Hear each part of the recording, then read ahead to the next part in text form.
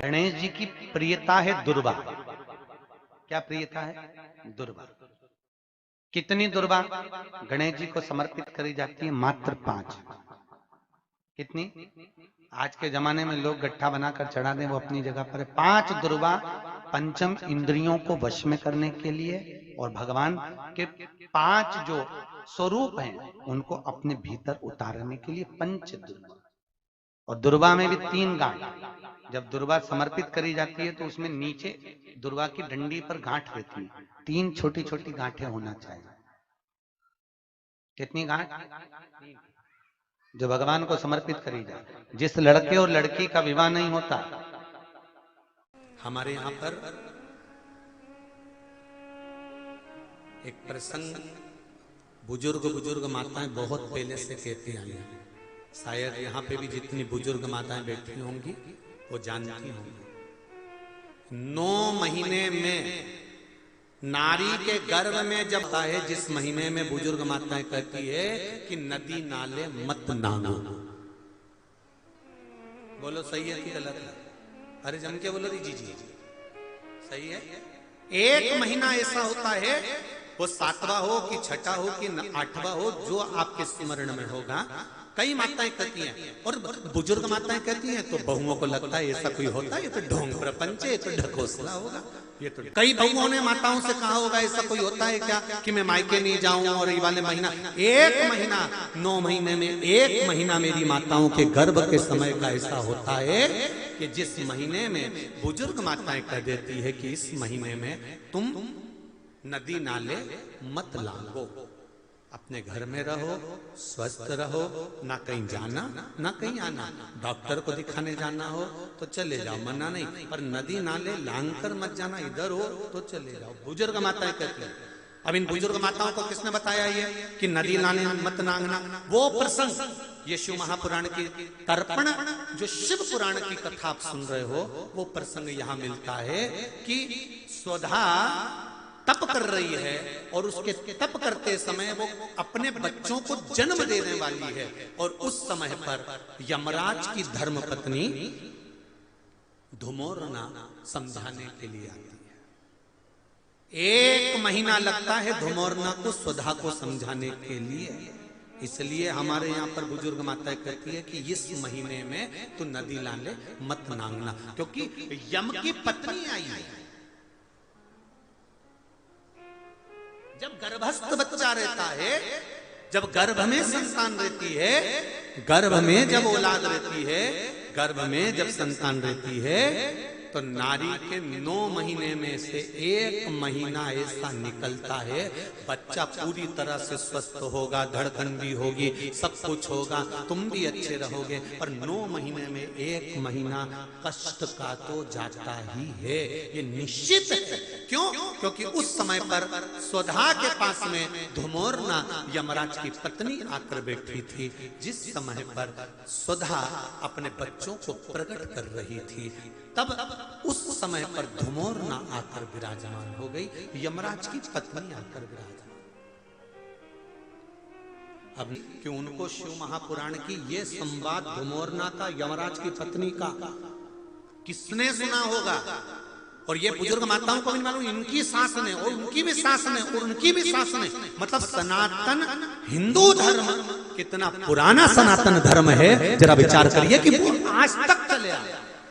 अब उसको लोग ढोंग के ले, ढकोसला के ले, चाहे कुछ के ले। अब ये तो अब यहाँ बैठकर आप लोगों को कुछ शिव पुराण के, कुछ स्कंद पुराण के, कुछ पद्म पुराण के, कुछ अग्नि पुराण के, कुछ नर्मदा पुराण के कुछ उपाय यहाँ से बता दिए जाते हैं। अब उसमें लोग हमें टोटका वाला महाराज कहें, चाहे जो महाराज के, उनकी मर्जी। आग लगे बस्ती में, सियोर वाला रहे मस्ती, अपने को क्या करना उसमें, तो जो बोले बोलता रहे। 5 कारण हैं जिससे शंकर हमें प्राप्त हो सकते हैं अंतिम क्षण में। 5 कारण। पहला, अगर आप शंकर के मंदिर में जाकर 1 लोटा पानी चढ़ा रहे हैं तो शिव की कृपा आज नहीं तो कल, कल नहीं तो परसों, कभी मेरे बाबा की कृपा आप पर बनेगी जरूर। ये शंकर के ही शब्द देवऋषि नारद को है। दूसरा, देवऋषि नारद, जो मनुष्य मस्तक पर त्रिपुंड धारण करता है, मस्तक पर त्रिपुंड लगाता है, शिव कहते हैं उसको मृत्यु के पश्चात भटकना नहीं पड़ता। शंकर कहते हैं वो मेरे ही धाम पर, मेरे ही सत कैलाश पर आकर विराजमान हो जाता है। तीसरा, शिव मंदिर के नजदीक में, शंकर के पास में जो बेलपत्र का वृक्ष रोपित करता है, बेलपत्र का या शमी का वृक्ष जो लगा देता है और वो बेलपत्र शिव को समर्पित होती रहती है, जब तक वो बेलपत्री का वृक्ष लगा हुआ है और उसकी बेलपत्र शंकर को जब तक चढ़ रही है, उसके वंश का कभी नाश नहीं होता है। तीसरा, चौथा कारण कहा देवऋषि नारद, शिव मंदिर की चौखट के सामने से निकलकर जो जीव चला जाता है, शंकर के द्वार से निकलकर शिव का शिखर मंदिर का देखकर जो निकल जाता है, उसका कार्य कभी अटक नहीं सकता। और पांचवा कारण शंकर के स्मरण का स्वयं शिव देवऋषि नारद से कह रहे हैं, नारद, मृत्यु का भय होने पर संसार में भटकने वाला व्यक्ति जब मृत्यु के भय में पड़ जाता है, कोई बीमारी, कोई रोग, कोई कारण, कोई एक्सीडेंट, कोई कारण में जब मनुष्य फंस जाता है, तो शंकर कहते हैं नारद, उसके मुख से, उसके स्मरण से, उसके परिवार के स्मरण से एक बार भी अगर दिल से मेरा नाम निकलता है तो मैं उस रोग को, उस कष्ट को, उस दुख को अपना जानकर उस कष्ट से निवारण कर दे। इसलिए हमारे यहाँ अगर किसी का एक्सीडेंट हो गया, कोई रोग हो गया, कोई बीमारी हो गई, कोई दुख आ गया, तो हमारे यहाँ तुरंत ब्राह्मण कहते हैं कि महामृत्युंजय का अनुष्ठान कराइए, महामृत्युंजय का जाप कराइए, शिव का स्मरण कराइए, शंकर का अनुमोदन कराइए। और फिर निवेदन करूंगा, बारंबार कहता हूं, आज फिर निवेदन करता हूं आप सभी से, अगर शरीर में कष्ट है, घुटने कमर में बहुत ज्यादा तकलीफ है, तो प्रदोष के दिन शंकर के, अभी महाशिवरात्रि आने में तो बहुत समय है, पर प्रयास करना कि प्रदोष के दिन शंकर के मंदिर की चौखट पर बैठकर, शंकर के मंदिर के द्वार पर बैठकर, शंकर पर चढ़ी हुई बेलपत्र खाना चबा चबा कर और घर आकर विश्राम करना। 2-1 प्रदोष कर कर देखना, आपके घुटने और कमर में आपको खुद अंतर है। बाबा की बेलपत्र कोई साधारण नहीं है महाराज। हिंदू धर्म में 2 तरह के गणेश जी का प्रमाण कहा जाता है, एक राइट सूंड के गणेश, एक लेफ्ट सूंड के गणेश। राइट सूंड का जो गणेश होता है वो घर में रखा जाता है, और लेफ्ट सूंड का जो गणेश होता है वो अपने ऑफिस में, व्यापार की जगह पर, दुकान में, धंधे में, पानी में, सर्विस में, नौकरी में लेफ्ट सूंड का गणेश रखा जाता है। जिसके दुकान, व्यापार, व्यवसाय में अगर राइट सूंड का गणेश रखा जाता है तो लक्ष्मी आती है पर टिकती नहीं है। इसलिए घर में सीधी सूंड का गणेश, और दुकान, व्यापार, व्यवसाय में, ऑफिस में उल्टी सूंड का, 2 गणेश। तो इसका मतलब ये थोड़ी ना कि तुम्हारे घर में गणेश जी बैठा तो तुम उठा के बदल लिया। कथा अपना असर दिखाती है, पुराण अपना असर दिखाती है। आप भले गए हो, नहीं ध्यान गया, मन नहीं गया, फिर भी कथा में जाकर बैठे हो, तो कथा एक ना एक दिन आपका असर जरूर दिखाएगी। एक बहुत अच्छा चरित्र है, सुंदर सा व्याख्यान है। एक पिताजी, एक चोर बड़ा विद्वान था, बहुत विद्वान चोर था, और बड़ा प्रखर चोर, बहुत प्रबल चोर। उसका एक लड़का था, और चोर भी बड़ा दमदार चोर था, क्वालिटीवान चोर। और उसका एक लड़का था, लड़का चोरी करना नहीं जानता था, तो पिताजी ने लड़के को चोरी करना सिखाया, उसको भी अच्छा क्वालिटीवान चोट्टा बनाया।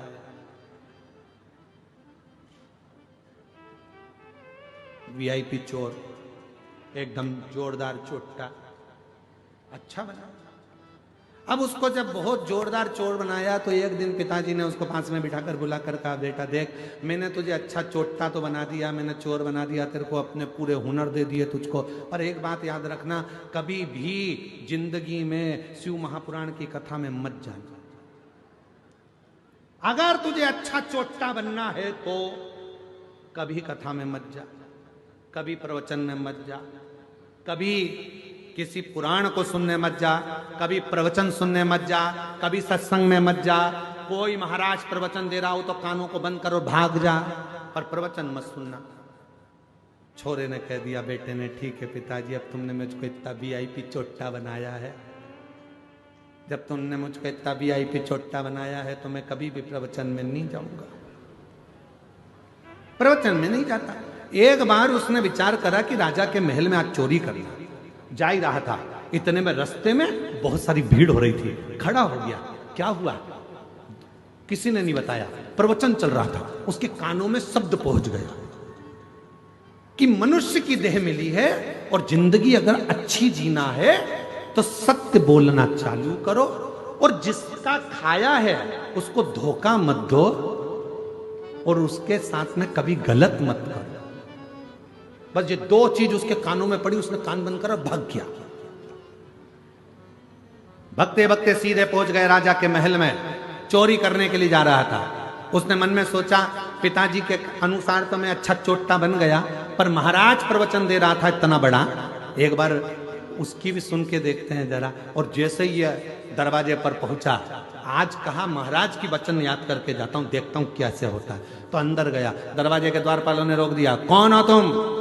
उसने मन में सोचा कि वो महाराज जी बोल रहा था, हमें सत्य बोलो, उसने भी कह दिया। जैसे ही द्वारपालों ने रोका, कौन हो तुम? चोर हूं। क्या करने जा रहे हो? चोरी। दरवाजे पे खड़े हुए द्वारपालों को लगा यहां काम करता होगा, बेचारे को अपन ने रोक दिया, उसके हृदय में हाथ हो गई, इसलिए चिल्ला के दौड़ रहा है, अपने आप को चोर कह रहा है, चोरी करने। जा अंदर जा, जा चले जा, जा। वो अंदर चले गया। उसने मन में सोचा, मैंने बोला मैं चोट्टा हूं, मैं कह रहा हूं कि चोरी कर रहा हूं, तो भी मुझे अंदर जाने दिया। अंदर पहुंच गए। अंदर जाके उसने बहुत सारा धन देखा, झोले में भर लिया, थैले में भरा, बैग में भरा, चला। भूख लगी, इसने सोचा पास में रसोई घर है, जरा देख लूं। रसोई घर में गया, अच्छा अच्छा खाने को मिल गया, खा गया। खाने के बाद झोला उठाने वाला था, इतनी देर में याद आया कि वो महाराज प्रवचन में कह रहा था, जिसका खाओ उसको धोखा मत दो, जिसका खाओ उसके साथ कभी गलत मत करो। और मैं तो गलत नहीं करूंगा, आज तुम्हें रख के ही जाऊंगा। भरा हुआ सोने का झोला वहीं रख दिया, जाने लगा। जैसे दरवाजे पर पहुंचा तो द्वारपालों ने रोक लिया, क्यों रे चोटे, तू तो चोरी करने गया था, माल नहीं लाया?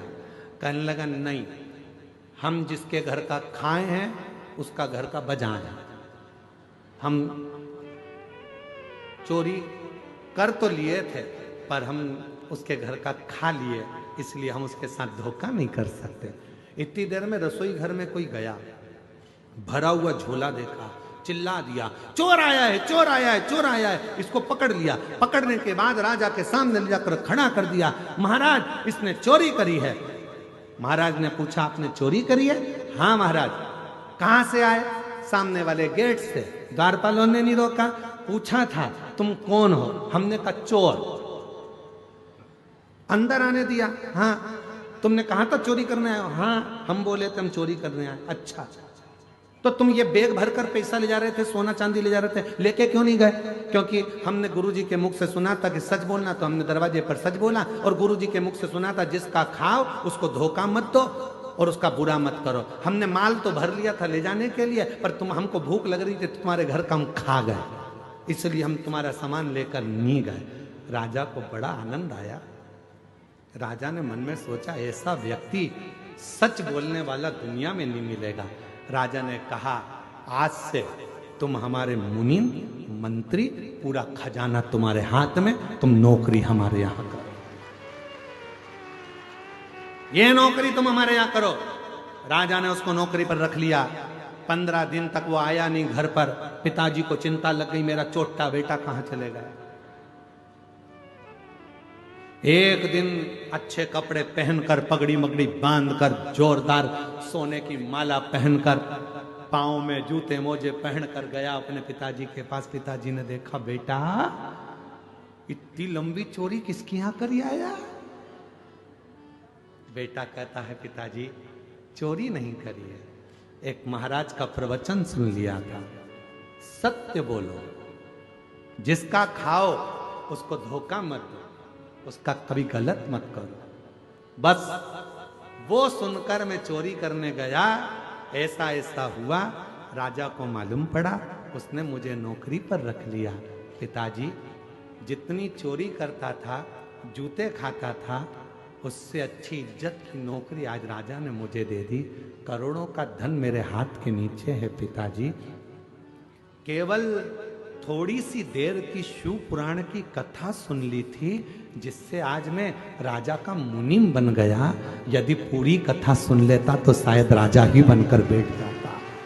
ये कथा है, ये प्रसंग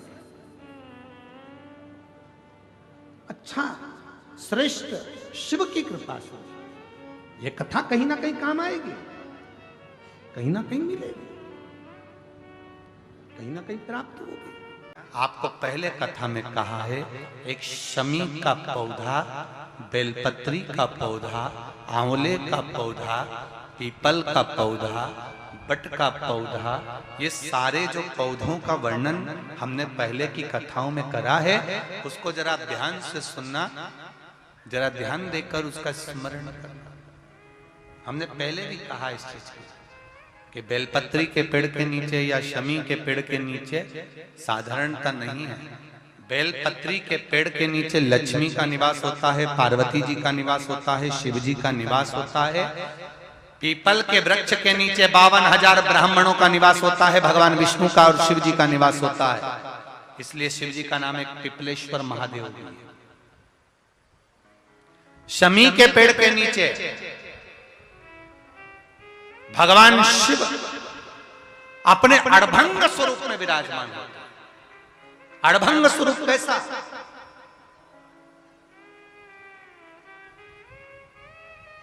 हम क्यों कहते हैं कि आप लोगों को भी पहले कहा, शमी का जो पत्ता होता है, देखा है शमी का जो पत्ता होता है, हम पहले भी कथा में कहा है, जो व्यक्ति मदिरा में डूबा रहता है, नशे में डूबा रहता है, जो व्यक्ति बहुत ज्यादा मात्रा में ये तंबाकू, गुटखा या पाउच आदि खाता रहता है और उसका गुटखा पाउच छूटने को ही तैयार नहीं होता, वो बेचारा प्रयास करता है, ऐसा नहीं है कि नहीं करता।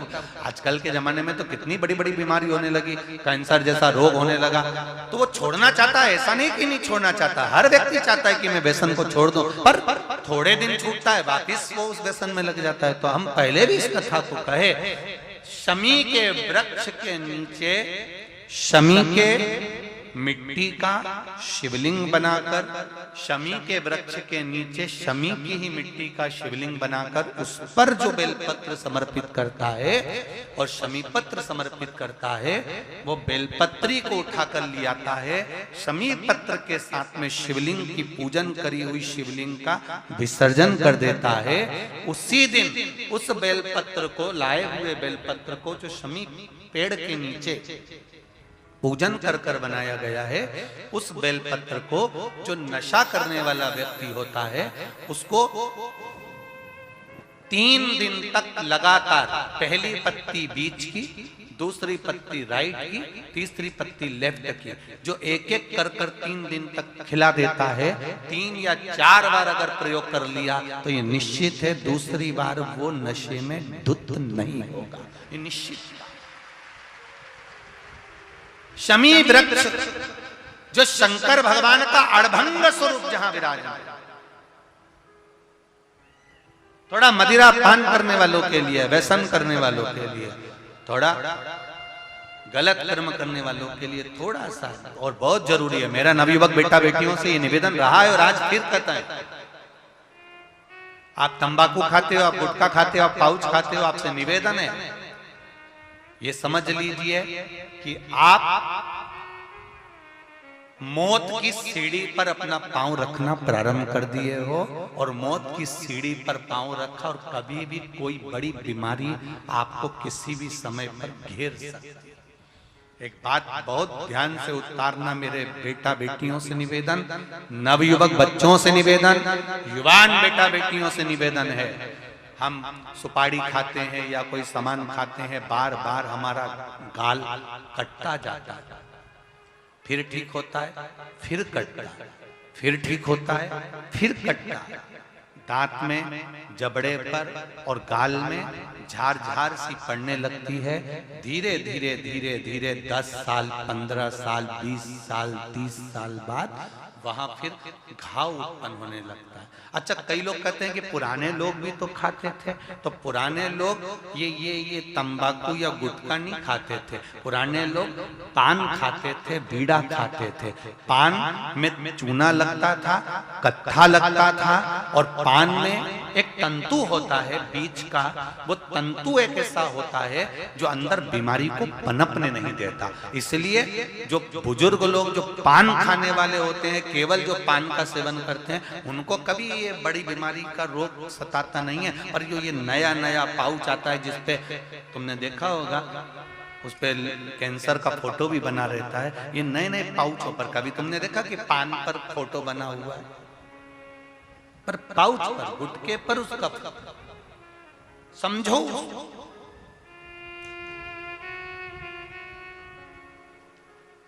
तो कौन से वृक्ष के नीचे पूजन करना है? जम के बोलिए जरा, जम के बोलो जरा, शमी वृक्ष के नीचे।